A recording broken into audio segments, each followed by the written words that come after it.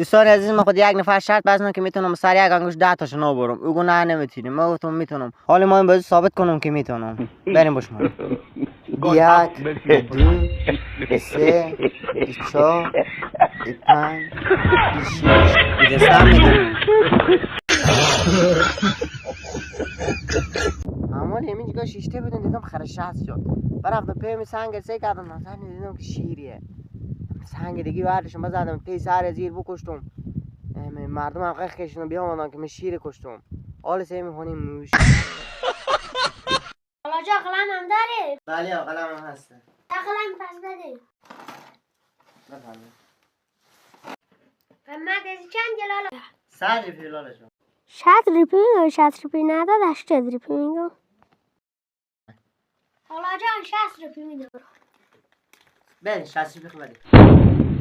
کاش که 50 ریپی میگفتم. کاش که 50 ریپی میگفتم. کاش که 50 ریپی میگفتم. کاش که 50 ریپی میگفتم. یک نفر یک روز تصمیم میگیره تمام مشکلات خود به دریای حل کنه، اف کار کنه میکنه زن سوار قایق نمیشه. آخه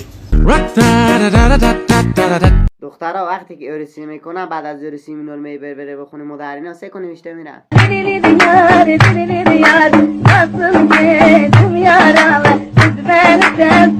خب حالا وقتی که میبینه بره بخونه مادر شوهری نسه کنه. یا خدا زیادت کنم تو اینگاه به زور خانه داد ببرن جنگ بعد